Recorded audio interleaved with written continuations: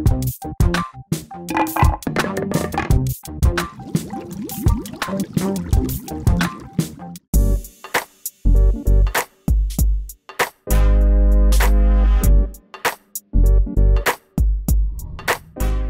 West Bank is a part of the Palestinian territories that has been occupied since 1967. Since 1967, the Israeli army has won a war, and they've occupied Gaza Strip, East Jerusalem, the West Bank, Syrian Golan Heights, and formerly the Sinai Desert. Currently, there are about 700,000 Israeli settlers that are living in the settlements in the West Bank, and most of them are immigrants from America, from Europe, and from proper Israel. So what this has occurred, what this has happened to is basically there has been a demographic change of the West Bank, where there has been, compared to 1.5 million Palestinians that live there, there's about 700,000 Jewish people that are living there now. And essentially what this does is this changes the demographic of the West Bank, and this is a strategy that is being currently used by the Israeli government to make sure that their Judaizite 700,000 Jewish settlers that are living in the West Bank, and compared to 1.5 million Palestinians that are living there. And what this does is this creates a demographic change. And this creates a demographic change that is in favor of the Israeli government, because ultimately they're trying to Judaize the West Bank and replace the original inhabitants of the land. So the restrictions, as we talked about, the restrictions of the average Palestinians, it can actually be classified as more of like the limitation of human rights. So there is the violation of basic rights, such as there is a denial of freedom of movement, there is a denial of freedom of expression, there is a denial of freedom of religion, there is a denial of freedom of assembly. So essentially all of these aspects of basic human rights are denied in the West Bank because of the military occupation.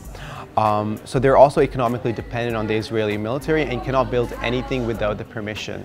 So the restriction on an average Palestinian can actually be qualified as a violation of basic human rights, such as the denial of freedom of movement, freedom of expression, freedom of religion, freedom of assembly, and all of these things are basically denied.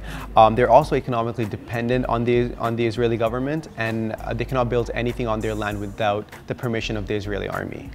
Yeah.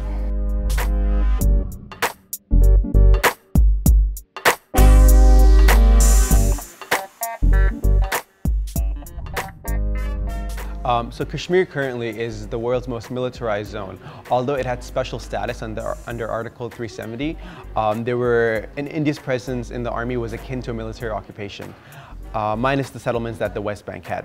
So prior to the revocation of the article, there were still restrictions of movement, restrictions on the freedom of assembly, restrictions on freedom of religion, restrictions of basically having freedom of speech. Right? And now it's being magnified at another level. Because Article 370 has been revoked, it may easily be an era of colonization and settlements, and demographic replacement, just like Israel has done in the West Bank. So basically, there was even a quote by BJP lawmaker that she wants to promote Hindu-only settlements in Kashmir protected by the Indian army, akin to the Jewish-only settlements available in West Bank. On top of that, India is Israeli arms' biggest dealer today. And the pellet guns that we hear about in the news that are taking out Kashmiri eyes are actually manufactured in Israel. On top of that, Israel and India have become occupational armies that are working together to suppress human rights. And not only that, they're trying to create a demographic replacement in areas that they see as threatening to their nation state. Hence, you can see the struggle of self-determination of Israeli. So the pellet guns used to blind civilians in Kashmir are actually manufactured in Israel. Hence, you can see how the violation of human rights in Palestine and the violation of human rights in Kashmir are interconnected, not only at a basic level, but at a more higher level, where the nation states are cooperating to make sure there is no demographic challenges to the nation state. We're really excited to share fantastic content with you on all the fun topics. Please subscribe to our channel by clicking on the subscribe button below.